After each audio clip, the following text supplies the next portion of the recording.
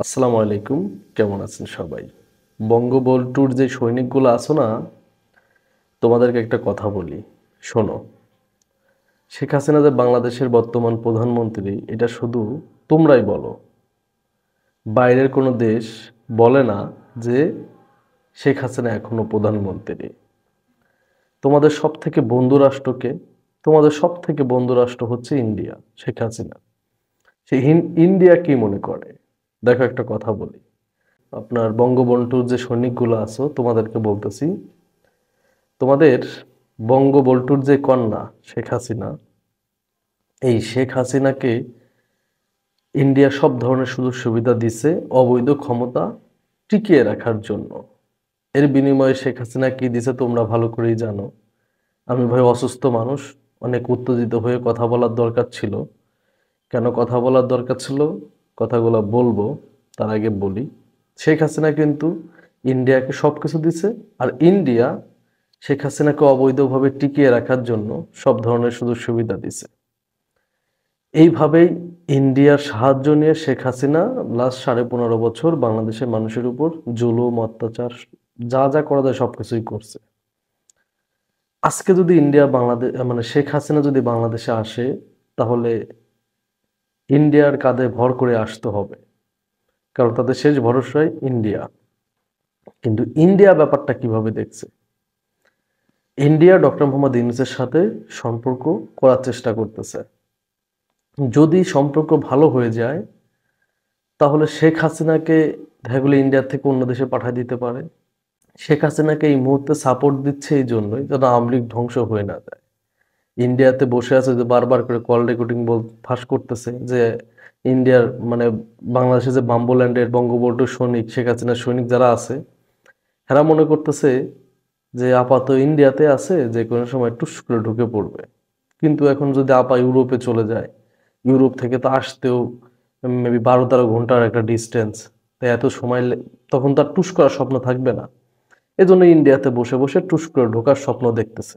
এটা হচ্ছে বর্তমানে আওয়ামী লীগের অবস্থা। এখন আওয়ামী লীগের যারা আছো, তোমাদের কি মনে পড়ে নিউ ইয়র্কে শামীম ওসমানের সাথে একজন বাংলাদেশের একজন বিএনপির একজন সমর্থক অথবা বাংলাদেশের সাধারণ নাগরিক যারা বাংলাদেশকে ভালোবাসে দুর্ব্যবহার করছিল। শামীম ওসমানের সাথে তর্কে জড়িয়ে যায়, তোমরা তো ভালো করেই জানো। পরবর্তীতে কি হয়, সেই লোকটার বাড়ি ছিল না নোয়াখালীতে, তার বাড়ি ঘরে হামলা করে।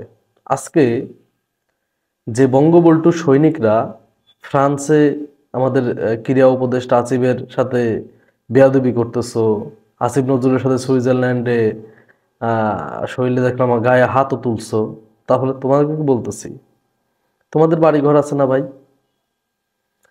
নাকি তোমাদের ফ্যামিলির সবাই থাকো এখানে? তোমাদের বাড়ি ঘর আছে না? হুম? বাসছে না বাস? বাম্বরল্যান্ডের বাস আছে না? তোমাদের পরিবারের সদস্যদের দেওয়া হবে। শুধু ওয়েট করো। ধৈর্যের বাঁধ ভাঙায়ও না। হ্যাঁ, ধৈর্যের বাঁধ ভেঙে গেলে কিন্তু নিতে পারবা না। ক্ষমা করছি বিধায় মনে করছো যে সবকিছু চুপচাপ করে মেনে নিব? না।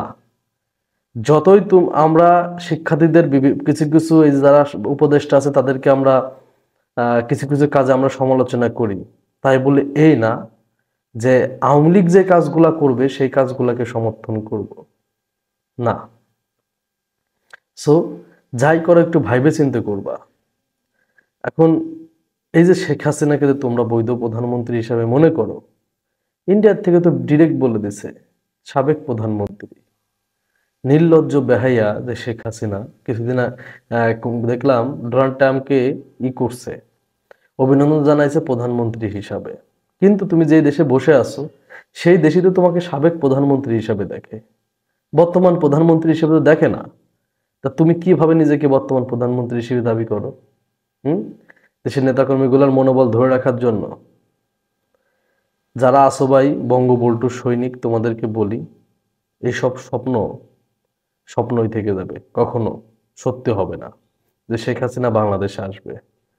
শেখ হাসিনা বাংলাদেশে আসবে, তাকে বাংলাদেশে আনা হবে এবং সে দেশে এসে বিচারের কাঠগড়ায় দাঁড়াবে।